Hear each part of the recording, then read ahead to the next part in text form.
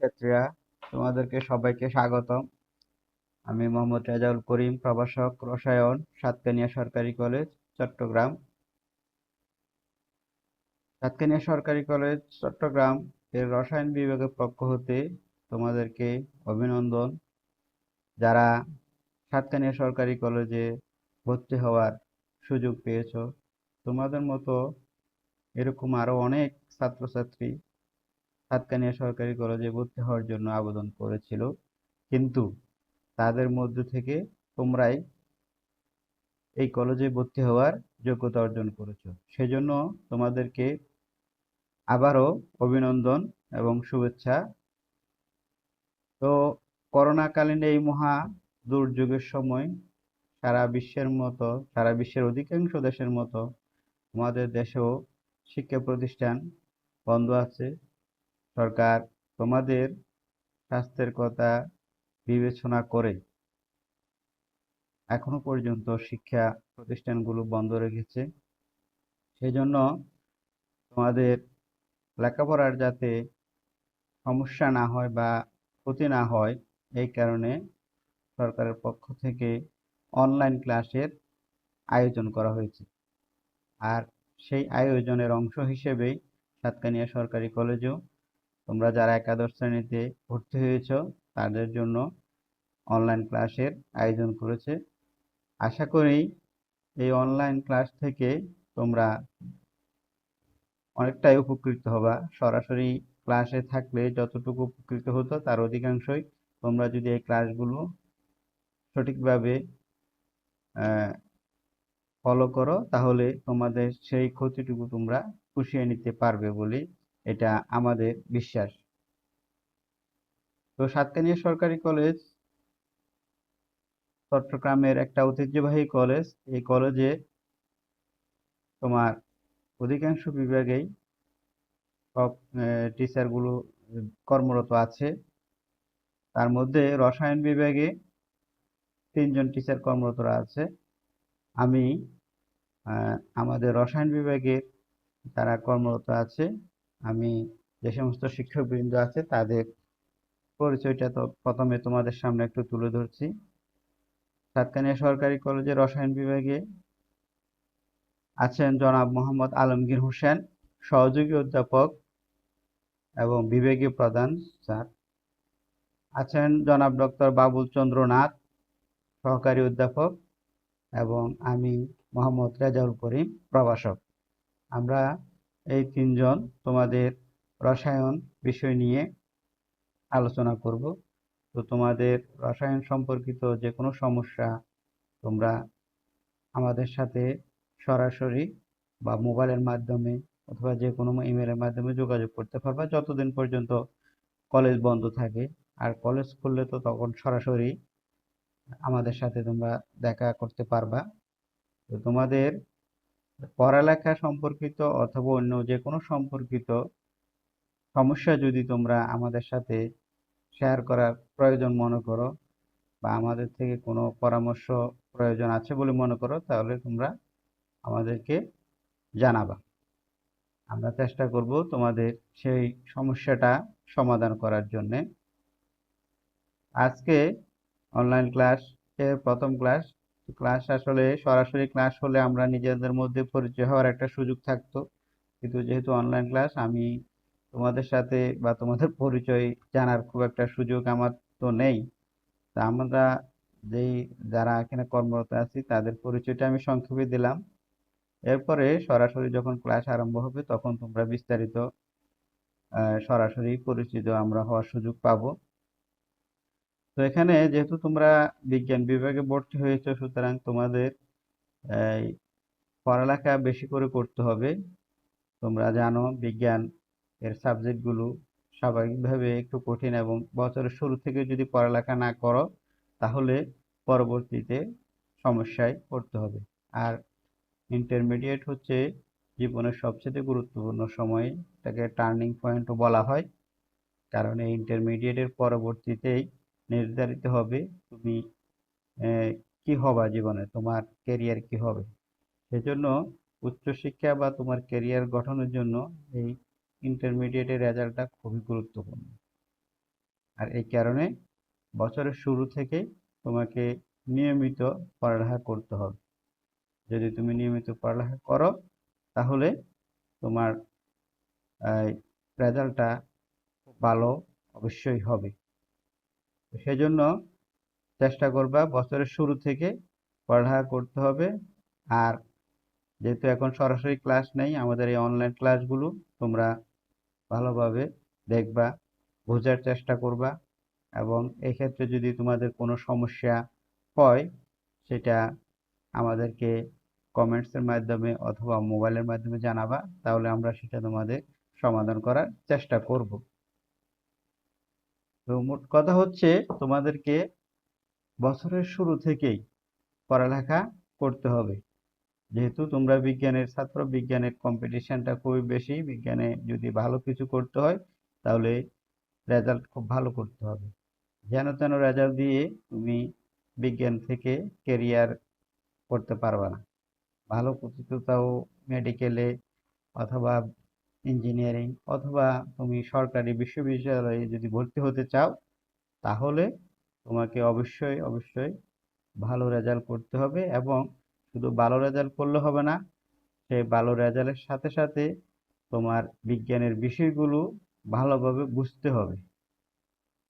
কারণ পরবর্তী যে কম্পিটিশন সেখানে শুধু রেজাল্ট যদি ভালো হয় কিন্তু তুমি যদি না বুঝো তাহলে ভর্তি পরীক্ষায় তুমি সেটা সমস্যায় পড়বে। সুতরাং রেজাল্ট ভালো করতে হবে, এবং সেই ভালো রেজাল্টটা প্রকৃতপক্ষে ভালো রেজাল্ট হতে হবে, অর্থাৎ তোমাকে বুঝে বুঝে বিজ্ঞানের বিষয়গুলো পড়তে হবে। তাহলে তোমার পরবর্তীতে বিজ্ঞানের বিষয়ের ক্ষেত্রে তোমার কোনো সমস্যা থাকবে না, বিশেষ করে মেডিকেলে অথবা ইঞ্জিনিয়ারিং অথবা তোমার সরকারি বিশ্ববিদ্যালয়ে ভর্তির ক্ষেত্রে তোমার আর সমস্যা হবে না। তো আশা করি তোমরা সেই বিষয়টা অবশ্যই তোমাদের মাথায় আছে। তোমরা বছরের শুরু থেকেই ভালোভাবে পড়ালেখা করতে হবে, কারণ তোমাদের ইতিমধ্যেই তোমাদের জুলাই থেকে ক্লাস হওয়ার কথা ছিল, কিন্তু করোনার কারণে তোমাদের প্রায় 3 মাস সময় অলরেডি চলে গেছে, এবং এখনো যেটা হচ্ছে সেটা অনলাইন ক্লাস হচ্ছে। সুতরাং তোমাদের সময়টা আসলে একটু কঠিন। সেই জন্য তোমাদেরকে বেশি বেশি মনোযোগী হতে হবে। অনলাইন ক্লাসগুলো খুব মনোযোগের সাথে করতে হবে, দেখতে হবে। আর আমাদের কলেজের যে সমস্ত টিচারগুলো আছে সব টিচার খুবই আন্তরিক। তুমি যে কোনো বিষয়ের, যে কোনো সাবজেক্টে যে কোনো টিচারকে সব সময় তোমার যে কোনো সমস্যার কথা বললে তুমি সেখান থেকে সহযোগিতা পাবা। তো আশা করি তোমরা সেই সহযোগিতাটুকু গ্রহণ করবা, কারণ লেখাপড়া শুধু টিচার যদি ভালো হয় বা টিচার যদি আগ্রহী হয় তাহলে যে স্টুডেন্ট রেজাল্ট ভালো হবে এর কোনো গ্যারান্টি নেই। মূল বিষয় হচ্ছে স্টুডেন্টকেই মনোযোগী হতে হবে। স্টুডেন্ট যদি ভালোভাবে পড়ালেখা করে তাহলে তার রেজাল্ট ভালো হবে, টিচার তার সহায়ক হিসেবে কাজ করবে। সেই জন্য তোমাদের নিজেদের আগ্রহটাই সবচাইতে বেশি প্রয়োজন। তো আশা করি তোমরা সেটা বুঝতে পেরেছ। আর করোনার সময় এখন সারা বিশ্বে একটা মহামারীর সময়। এই সময়ে তোমরা নিজেদেরকে সুরক্ষিত রাখবা, স্বাস্থ্যবিধিগুলো মেনে চলবা, অযথা বাহিরে বের হবো না, ঘোরাফেরা করবে না। বিশেষ কোনো প্রয়োজনে যদি বের হতে হয় তাহলে অবশ্যই মাস্ক পরিধান করতে হবে এবং সামাজিক দূরত্ব বজায় রাখতে হবে, এবং এই বিষয়গুলো পরিবারের সকল সদস্য বা তোমাদের আশেপাশে যা সমস্ত লোকজন আছে সবাইকে সতর্ক করতে হবে। তো তোমরা আশা করি ভালো থাকবে, সুস্থ থাকবে, এবং আমাদের এই অনলাইন ক্লাসগুলো থেকে তোমরা নিশ্চয়ই উপকৃত হবে এই আশা করতেছি। এবং কোনো বিশেষ সমস্যা যদি থাকে তাহলে সেটা তোমরা ইমেলের মাধ্যমে অথবা কমেন্টস করে বা মোবাইল মাধ্যমে আমাদেরকে জানাবা, এই আশা ব্যক্ত করতেছি। আর আজকের অনলাইন ক্লাসে আরেকবার তোমাদেরকে স্বাগতম। তো আমি তোমাদের রসায়ন প্রথম পত্রে কোন বইগুলো তোমরা পড়বে সেগুলো সম্পর্কে একটু ধারণা দিতে চাই, কারণ ইন্টারমিডিয়েটে অনেক রাইটারের বই থাকে, একটা সাবজেক্টের অনেকগুলো বই থাকে। তো রসায়নের জন্য অনেকগুলো বই আছে, তার মধ্যে বাজারের মধ্যে অনেকগুলো ভালো ভালো বা বেশ ভালো মানের বই পাওয়া যায়। তো সবগুলো বই তো তোমাদের পক্ষে ক্রয় করা সম্ভব নয়, সেজন্য আমরা কয়েকটা বইয়ের নাম তোমাদেরকে জানাবো। এর মধ্যে থেকে তোমরা অবশ্যই একটা কিনবে, আর যদি সম্ভব হয় দুইটা বই কালেকশন করবে। তো রসায়ন এর আমরা তিনটে বইয়ের নাম তোমাদেরকে জানাচ্ছি আমি। প্রথম হচ্ছে শরৎকান্তি সিং হাজারি ও নাগ, রসায়ন প্রথম পত্র দ্বিতীয় পত্র দুইটাই শরৎকান্তি সিং হাজারি। 2 নম্বর হচ্ছে অক্ষরপত্র প্রকাশনী, অক্ষরপত্র প্রকাশনীর বই ও রসায়ন প্রথম পত্র দ্বিতীয় পত্র। আর 3 নম্বর হচ্ছে সঞ্জিত কুমার গুহ, প্রত্যেকটা দুইটা প্রথম পত্র দ্বিতীয় পত্র এই তিন রাইটারের বই তোমরা কিনতে পারো। একটা বই অবশ্যই কিনতে হবে, তবে দুইটা কিনতে পারলে ভালো। তাহলে প্রথমে হচ্ছে শরৎকান্তি সিং হাজারি, তারপরে বললাম অক্ষরপত্র প্রকাশনী, এরপর হচ্ছে সঞ্জিত কুমার গুহ। এই তিনটা বই তোমরা যে কোনো একটা বা দুইটা বই অবশ্যই কালেকশন করবে। আর আমি তোমাদেরকে রসায়ন প্রথম পত্রের দ্বিতীয় অধ্যায় গুণগত রসায়ন নিয়ে আলোচনা করব। তো এই গুণগত রসায়ন এর মধ্যে তোমরা বইগুলো অবশ্যই কালেকশন করবে, কারণ বই যদি আহ, সংগ্রহ না করো তাহলে তুমি অনলাইন ক্লাসগুলো পড়বা ঠিক আছে, কিন্তু ভালো করে বুঝতে হলে অবশ্যই বইটাও ফলো করতে হবে। সেজন্য তোমাদের প্রথম কাজ হচ্ছে বই সংগ্রহ করা। তো আমি গুণগত রসায়নটা পড়াবো প্রথম পত্রের দ্বিতীয় অধ্যায়। এখানে তোমার দুইটা অংশ আছে, যদি আমি একটু তোমাদেরকে বলি। সেটা হচ্ছে, একটা হচ্ছে পরমাণুর গঠন সম্পর্কিত অংশ, আর একটা হচ্ছে দ্রাব্যতার গুণফল এবং বিভিন্ন ধরনের পৃথকীকরণ পদ্ধতি, এই দুইটা অংশ। তাহলে প্রথম পার্ট হচ্ছে পরমাণুর গঠন সম্পর্কিত অংশ। আমি প্রথমে সেই অংশটা দিয়ে তোমাদেরকে শুরু করব।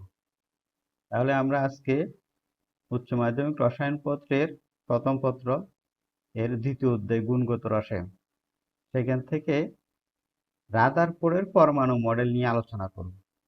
রাদারফোর্ডের পরমাণু মডেল, তাহলে শুরু করা যাক। রাদারফোর্ডের পরমাণু মডেল। এখন এই রাদারফোর্ডের পরমাণু মডেলটা কি? বিভিন্ন বিজ্ঞানী পরমাণু গঠন সম্পর্কে বিভিন্ন ধরনের প্রস্তাবনা বা ধারণা প্রদান করেছে, এগুলোকে বলা হচ্ছে পরমাণু মডেল। তার মধ্যে একটা হচ্ছে রাদারফোর্ড, অর্থাৎ বিজ্ঞানী রাদারফোর্ড পরমাণুর গঠন সম্পর্কিত যে মতবাদ প্রদান করছেন সেটাই হচ্ছে রাদারফোর্ডের পরমাণু মডেল। এই পরমাণু মডেল জানার আগে আমাদেরকে পরমাণু কি সেটা বুঝতে হবে। তোমরা যেহেতু এসএসসি তেও বিজ্ঞান পড়ে আসছো, রসায়ন পড়ে আসছো, সুতরাং নিশ্চয়ই তোমাদের পরমাণু সম্পর্কে ধারণা আছে। তবু আমরা আরেকটু রিমাইন্ডার হিসেবে পরমাণুটা কি সেটা জানবো। পরমাণু হচ্ছে মৌলিক পদার্থের ক্ষুদ্রতম কণা, যার স্বাধীন কোনো অস্তিত্ব নেই কিন্তু রাসায়নিক বিক্রিয়ায় অংশগ্রহণ করতে পারে, তাকে পরমাণু বলা হয়। তাহলে পরমাণু মৌলিক পদার্থের ক্ষুদ্রতম কণা, যার স্বাধীন অস্তিত্ব নেই কিন্তু রাসায়নিক বিক্রিয়ায় অংশগ্রহণ করতে পারে বা রাসায়নিক বিক্রিয়ায় অংশগ্রহণ করে, তাকে পরমাণু বলে। এখন স্বাধীন অস্তিত্ব নেই কেন? এটার মানে কি? এটার মানে হচ্ছে পরমাণুগুলো কখনো একক আকারে থাকে না, অর্থাৎ পরমাণু আরেকটা পরমাণুর সাথে একই মৌলের আরেকটা পরমাণু অথবা অন্য মৌলের আরেকটা পরমাণুর সাথে যুক্ত হয়ে অণু আকারে থাকে সবসময়। পরমাণু একক পরমাণু আকারে সাধারণত থাকে না, এই জন্য বলে যে পরমাণু স্বাধীন অস্তিত্ব নেই। আর যে কোনো মৌল যখন রাসায়নিক বিক্রিয়া করে সে আগে পরমাণুতে পরিণত হয়ে তারপর রাসায়নিক বিক্রিয়ায় অংশগ্রহণ করে। মৌলের প্রতীক দ্বারা ওই মৌলের পরমাণু বোঝানো হয়। প্রতীক কি সেটা তোমরা নিশ্চয় জানো। তাহলে যে কোনো মৌলের প্রতীক যদি লেখে সেটাতে আমরা বুঝবো ওই মৌলের একটা পরমাণু। যেমন এইচ ও এন দ্বারা যথাক্রমে হাইড্রোজেন ও নাইট্রোজেনের পরমাণু বোঝায়। এইচ হচ্ছে হাইড্রোজেনের একটা প্রতীক, এন হচ্ছে নাইট্রোজেনের প্রতীক। সুতরাং H দ্বারা হাইড্রোজেনের পরমাণু বোঝায় আর N দ্বারা নাইট্রোজেনের পরমাণু বোঝায়। আশা করি পরমাণু সম্পর্কে তোমাদের ধারণা হয়েছে। এরপরে মূল কণিকা। মূল কণিকা কোথা থেকে আসলো? মূল কণিকা হচ্ছে পরমাণু যখন প্রথম আবিষ্কার হয়েছিল তখন ধারণা করা হয়েছিল যে পরমাণু অবিভাজ্য, অর্থাৎ পরমাণু হচ্ছে সবচেয়ে ছোট বা ক্ষুদ্রতম কণা, একে আর ভাগ করা যায় না।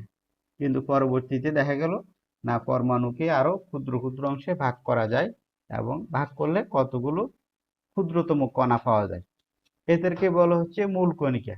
তাহলে পরমাণুকে ভাঙলে মূল উপাদান হিসেবে যে ক্ষুদ্রতম কণিকা পাওয়া যায় তাদেরকে মূল কণিকা বলা হয়।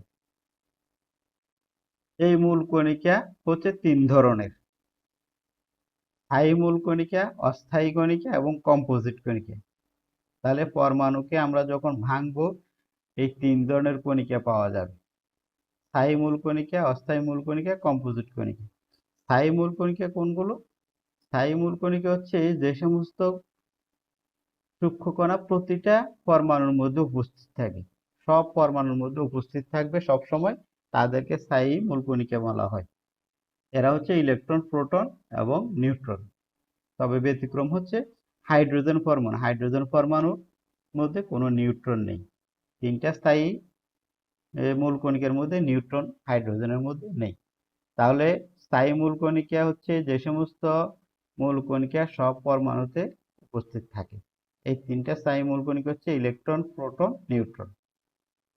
আর অস্থায়ী কণিকা হচ্ছে পরমাণুতে স্থায়ী কণিকার পাশাপাশি অল্প সময়ের জন্য অনেক সময় আরো কিছু কণিকা পাওয়া যায়, এদেরকে বলা হচ্ছে অস্থায়ী কণিকা। যেহেতু এরা অল্প সময়ের জন্য, সব সময় থাকে না, এই জন্য এগুলোকে অস্থায়ী কণিকা বলা হয়।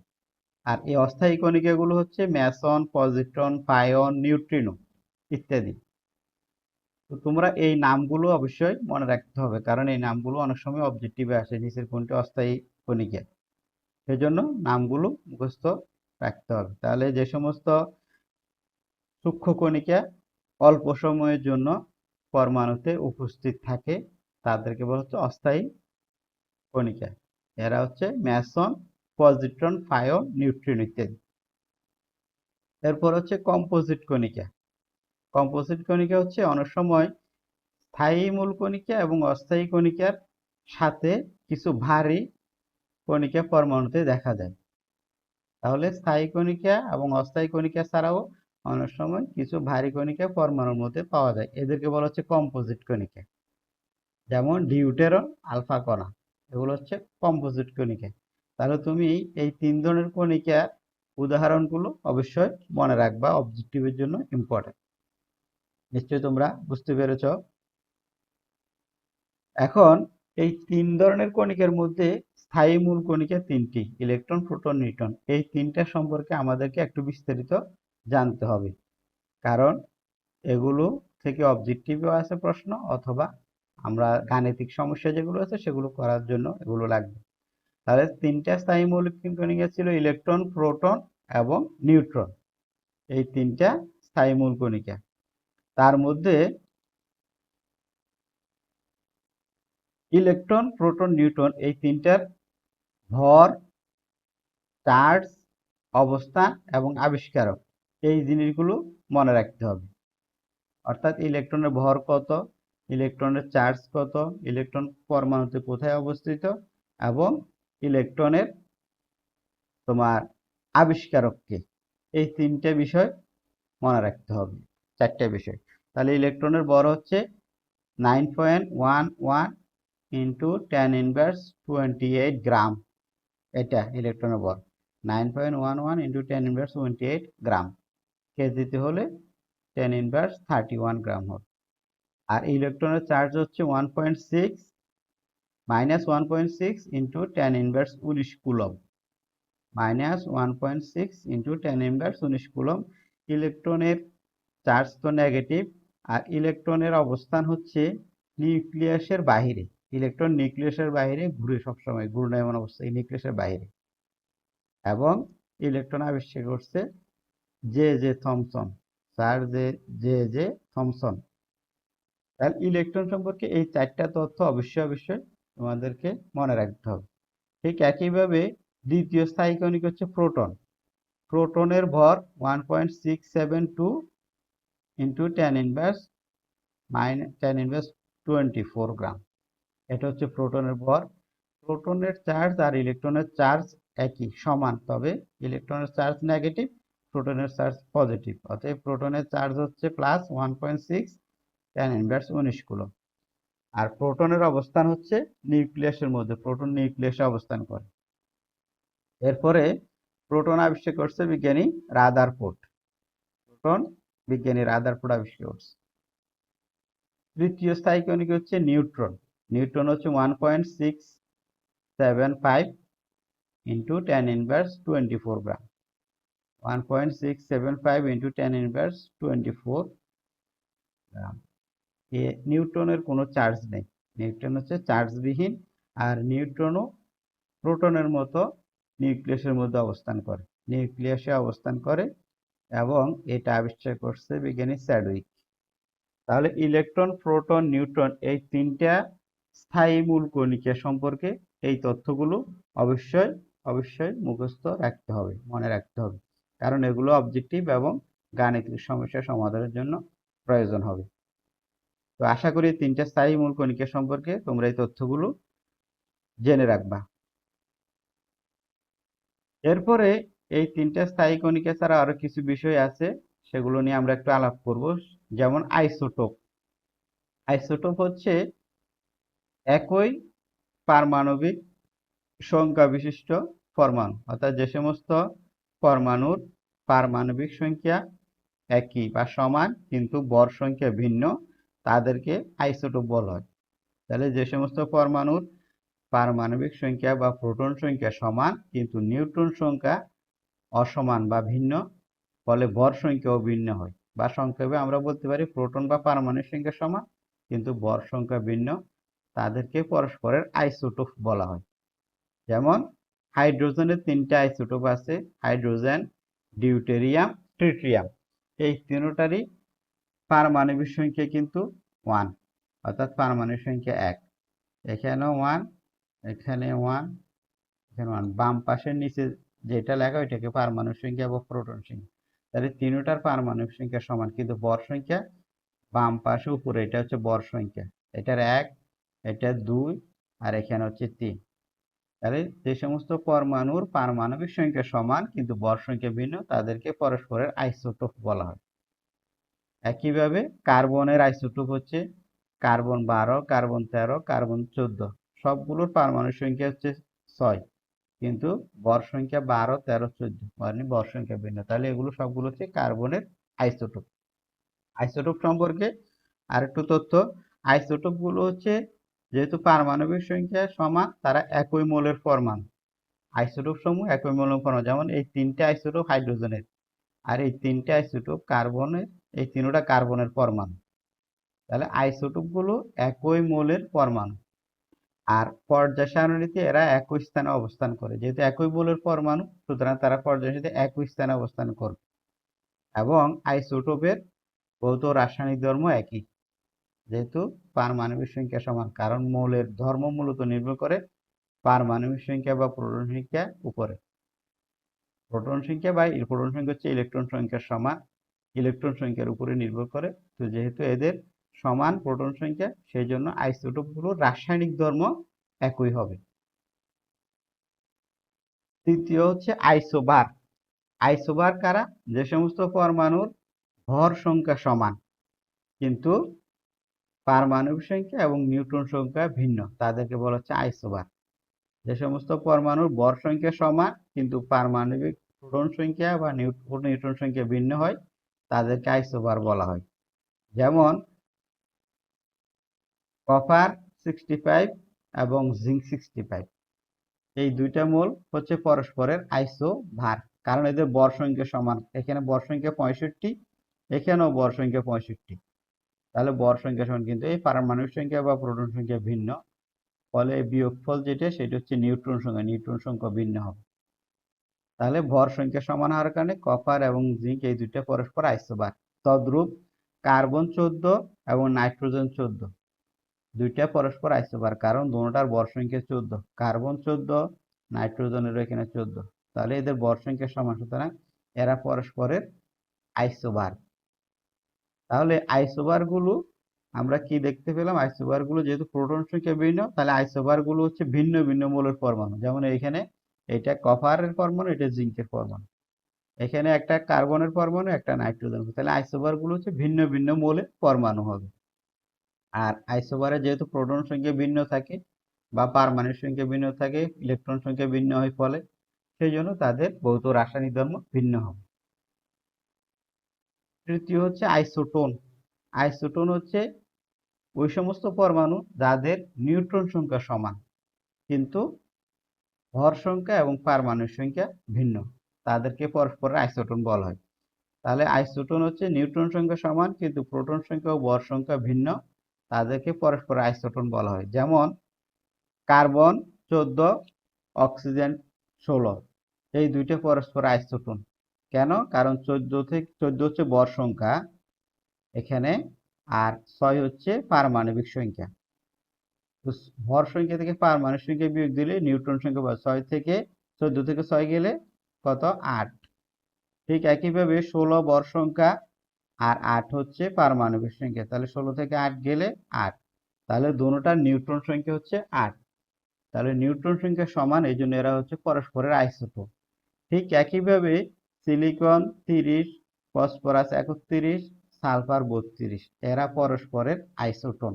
কারণ 30 থেকে 14 বিয়োগ দিলে 16, 31 থেকে 15 বিয়োগ করলে 16, 32 থেকে 16 বিয়োগ করলে 16, অর্থাৎ সবগুলোর নিউট্রন সংখ্যা হচ্ছে সমান 16, সেই জন্য এরা পরস্পরের আইসোটোন।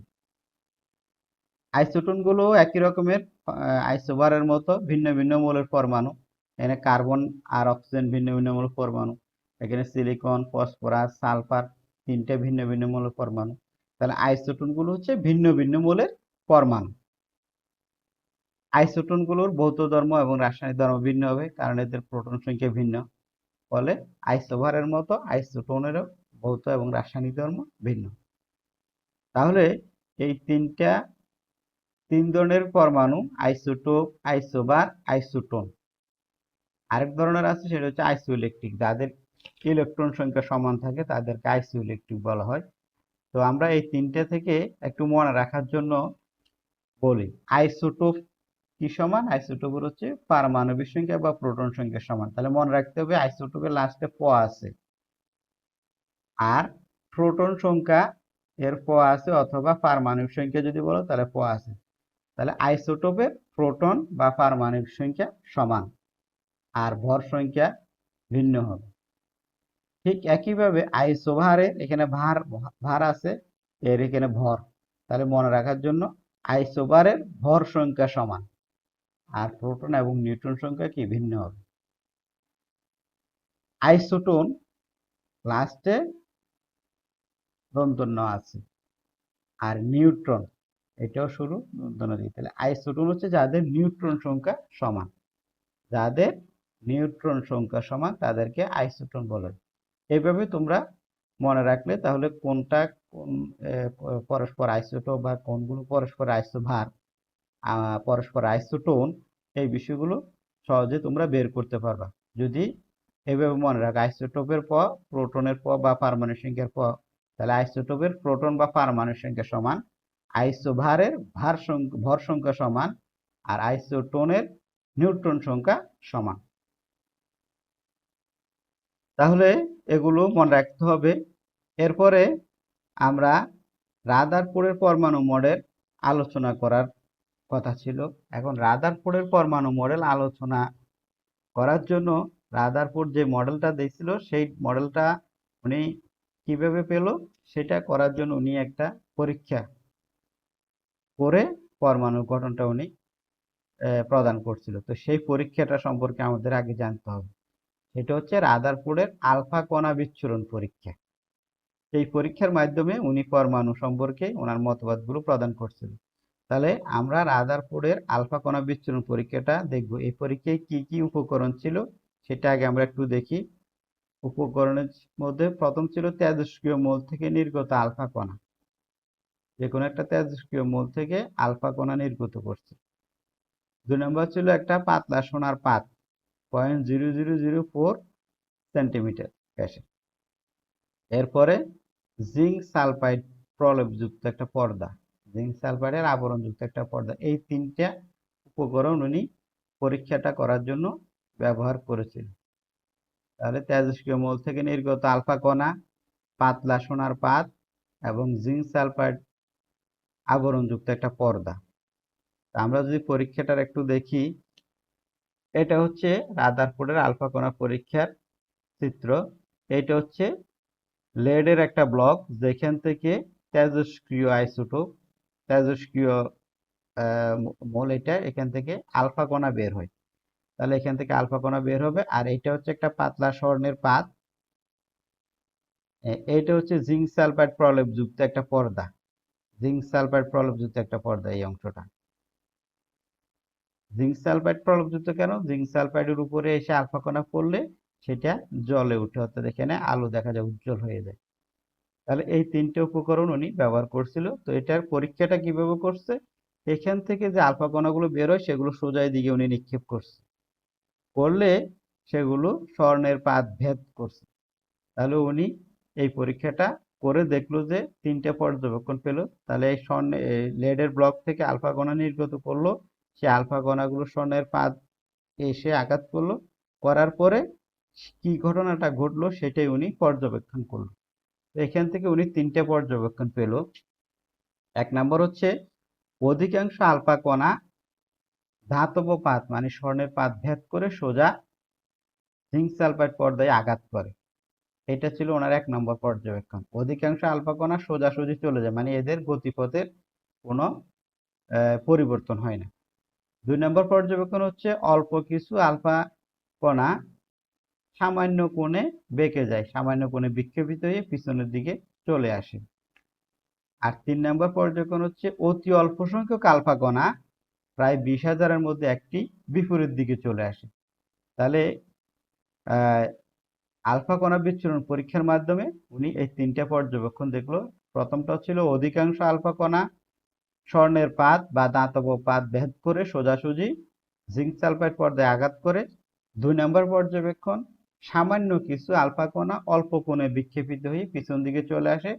আর অতি অল্প সংখ্যক আলফা কণা, এটা হচ্ছে প্রায় 20,000-এর মধ্যে একটি বিপরীত দিকে চলে আসে। এই তিনটা পর্যবেক্ষণ দেখে উনি পরমাণুর গঠন কি হবে সেই সম্পর্কে কিছু সিদ্ধান্ত প্রদান করলো। এই তিনটা পর্যবেক্ষণের উপরে কি করলো? পরমাণুর গঠন সম্পর্কে উনি কিছু সিদ্ধান্ত দিল। সেই সিদ্ধান্তগুলো কি আমরা এখন দেখি। এক নম্বর সিদ্ধান্ত হচ্ছে পরমাণুর অধিকাংশ স্থান ফাঁকা। ওনার এক নম্বর পর্যবেক্ষণ থেকে উনি এক নম্বর সিদ্ধান্তটা দিলেন। এক নম্বর পর্যবেক্ষণ ছিল অধিকাংশ আলফা কণা ধাতব পাত ভেদ করে সোজা জিঙ্ক সালফাইড পর্দায় আঘাত করে। তো উনি বললো যে যেহেতু সবগুলো আলফা কণা বা অধিকাংশ আলফা কণা সোজাসুজি চলে যায়, তার মানে এদের গতিপথে বাধা দেওয়ার মতো কেউ নেই, অর্থাৎ এদের গতিপথে এরা সরাসরি চলে আসছে, তার মানে জায়গাটা ফাঁকা ছিল। যেহেতু অধিকাংশ আলফা কণা সোজাসুজি চলে আসছে, তার মানে এরা ফাঁকা জায়গা পাইছে, এই জন্য বললো যে পরমাণুর অধিকাংশ স্থান ফাঁকা। তবে এই ফাঁকা স্থানে ইলেকট্রন থাকতে পারে, কারণ ইলেকট্রনের ভর হচ্ছে আলফা কণার চেয়ে খুবই নগণ্য, সেই জন্য ইলেকট্রন আলফা কণার গতিপথ পরিবর্তন করতে পারে না।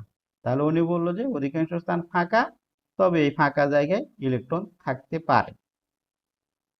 দুই নম্বর সিদ্ধান্ত হচ্ছে পরমাণুর কেন্দ্র ধনাত্মক চার্জ যুক্ত। ওনার দুই নম্বর পর্যবেক্ষণ ছিল সামান্য কিছু আলফা কণা অল্প কোণে বিক্ষেপিত হয়ে পিছন দিকে চলে আসে। তো আলফা কণাগুলো বিক্ষেপিত হয় মানে বেঁকে যাচ্ছে। আলফা কণার চার্জ আমরা জানি ধনাত্মক। আলফা কণা হচ্ছে হিলিয়াম নিউক্লিয়াস, অর্থাৎ ধনাত্মক চার্জ বিশিষ্ট। তাহলে ধনাত্মক চার্জ বেঁকে যাবে বা বিক্ষেপিত হবে বিকর্ষিত হলে, তাহলে নিশ্চয় এই অল্প কয়েকটা আলফা কণা কোনো কিছুর সাথে বিকর্ষিত হচ্ছে, তাহলে ধনাত্মকটা বিকর্ষণ করবে ধনাত্মক অন্য কিছুর কাছে গেলে।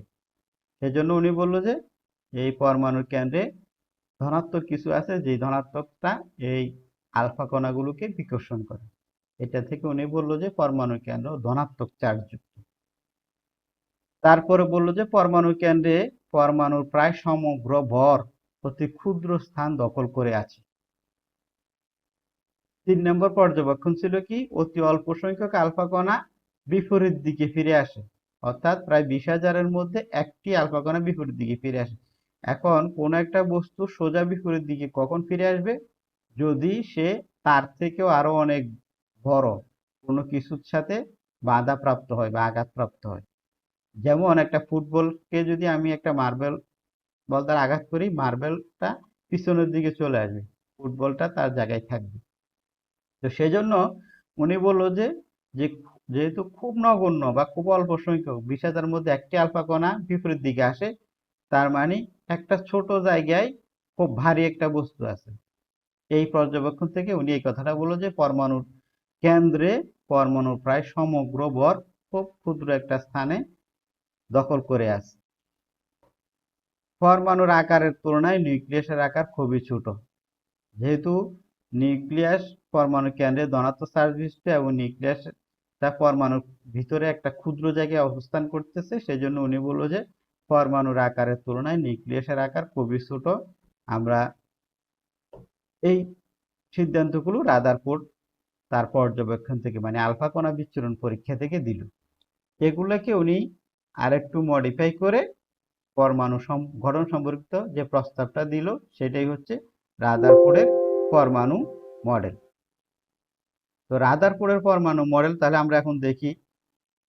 প্রতিটি পরমাণুর কেন্দ্রস্থলে ধনাত্মক চার্জযুক্ত একটি ভারী বস্তু বিদ্যমান, একে নিউক্লিয়াস বলে। প্রতিটি পরমাণুর কেন্দ্রস্থলে ধনাত্মক চার্জ বিশিষ্ট একটি ভারী বস্তু বিদ্যমান, এটাকে নিউক্লিয়াস বলে। এটা হচ্ছে ওনার 1 নম্বর প্রস্তাবনা।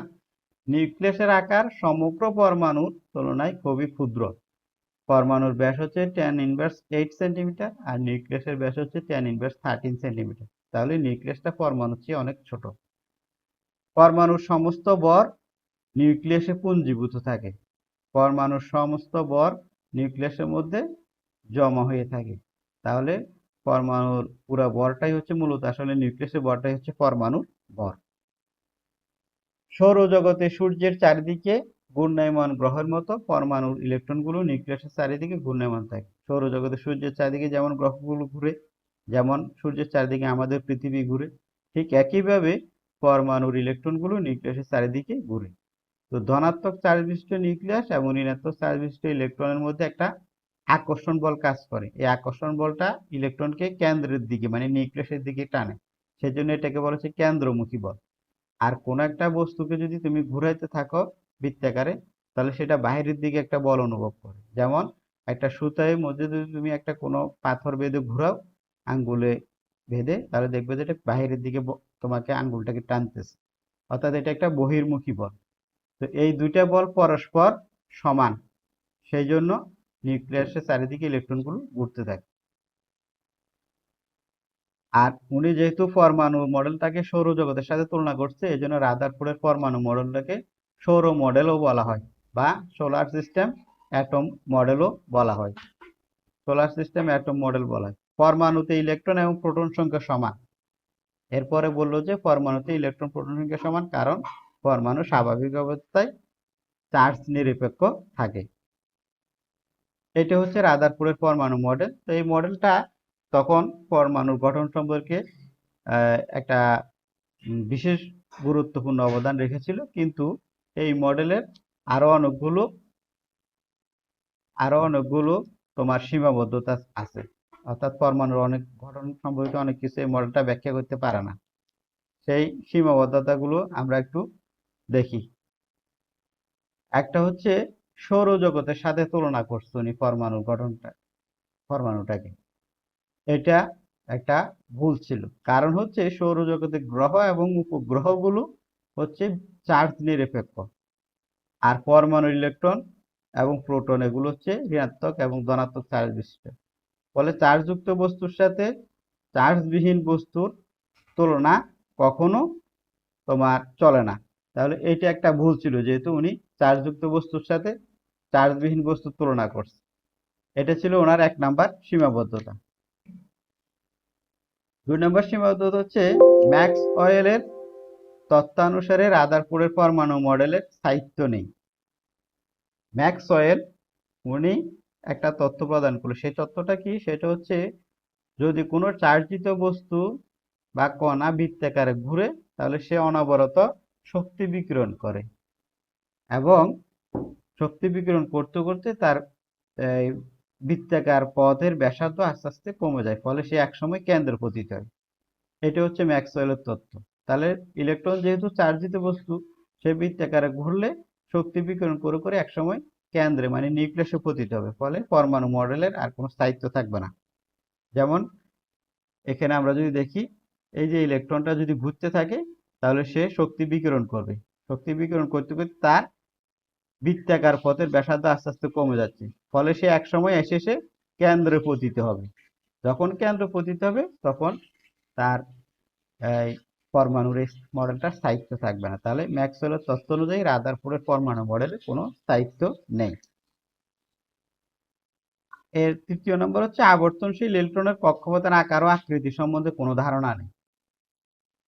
ইলেকট্রন যে নিউক্লিয়াসের চারিদিকে ঘুরতেছে সেই কক্ষপথের আকার, অর্থাৎ কক্ষপথটা কত বড়, ইলেকট্রনটা নিউক্লিয়াস থেকে কত দূরত্বে ঘুরতেছে, কতটুকু ব্যাসার্ধে ঘুরতেছে, সেটা হচ্ছে আকার। এর কোনো ধারণা নেই। আবার আকৃতি, অর্থাৎ ইলেকট্রনটা কি বৃত্তাকারে ঘুরতেছে নাকি উপবৃত্তাকারে ঘুরতেছে নাকি তোমার ডাম্বেল আকারে ঘুরতেছে, এই ধরনের আকৃতি সম্পর্কে কোনো ধারণাও রাদারফোর্ডের পরমাণু মডেলে দেয়া নেই। এটা আরেকটা সীমাবদ্ধতা। এরপরে একাধিক ইলেকট্রন বিশিষ্ট পরমাণুতে ইলেকট্রনগুলো কিভাবে নিউক্লিয়াসকে পরিভ্রমণ করে তার সঠিক ব্যাখ্যা এই মডেলে নেই। অর্থাৎ রাদারফোর্ডের পরমাণু মডেল দ্বারা এক ইলেকট্রন বিশিষ্ট পরমাণু আমরা ব্যাখ্যা করতে পারি, পরমাণু মডেলটা ব্যাখ্যা করা, যেমন হাইড্রোজেন অথবা হিলিয়াম আয়ন বা লিথিয়াম 2+ আয়ন, এই সমস্ত পরমাণু বা আয়নের ব্যাখ্যা করা যায়। কিন্তু একাধিক ইলেকট্রন আছে এরকম পরমাণু বা আয়নের মধ্যে ইলেকট্রনগুলো নিউক্লিয়াসকে কিভাবে পরিভ্রমণ করে সেই ব্যাখ্যা রাদারফোর্ডের পরমাণু মডেলে নেই। বর্ণালী সৃষ্টির ব্যাখ্যা এই মডেল দ্বারা সম্ভব না। আমরা জানি পরমাণু যে কোনো মৌল বর্ণালী সৃষ্টি করে, যেটাকে আমরা পারমাণবিক বর্ণালী বলি। কোনো একটা মৌল এর মধ্যে দিয়ে আমরা যদি বিভিন্ন তরঙ্গের শক্তি প্রবাহিত করি, তাহলে সেখান থেকে তারা শক্তি শোষণ করে আবার শক্তি বিকিরণ করে, ফলে এক ধরনের বর্ণালী তৈরি হয়, যেটাকে আমরা পারমাণবিক বর্ণালী বলি। এই সম্পর্কে আরো পরবর্তীতে আমরা বিস্তারিত আলোচনা করব। আপাতত তোমরা জাস্ট এতটুকু জেনে রাখো যে কোনো মৌল বর্ণালী সৃষ্টি করে। এখন এই বর্ণালীটা কিভাবে সৃষ্টি করে সেই ব্যাখ্যা এই রাদারফোর্ডের পরমাণু মডেল দ্বারা সম্ভব না। কেন পরমাণু বর্ণালী সৃষ্টি করে এই মডেল দ্বারা সেটা ব্যাখ্যা করা যায় না। তাহলে এটা ছিল রাদারফোর্ডের পরমাণু মডেলের মোটামুটি সীমাবদ্ধতা এগুলো। তো রাদারফোর্ডের পরমাণু মডেলটা খুবই ইম্পর্টেন্ট, এখান থেকে অনেক সময় পরীক্ষায় আসে। আশা করি তোমরা বুঝতে পারবা, ভালো করে মনোযোগ দিয়ে ক্লাসটা তোমরা দেখবা, দেখে বোঝার চেষ্টা করবা। যদি কোনো সমস্যা থাকে তাহলে সেটাও জানাবা।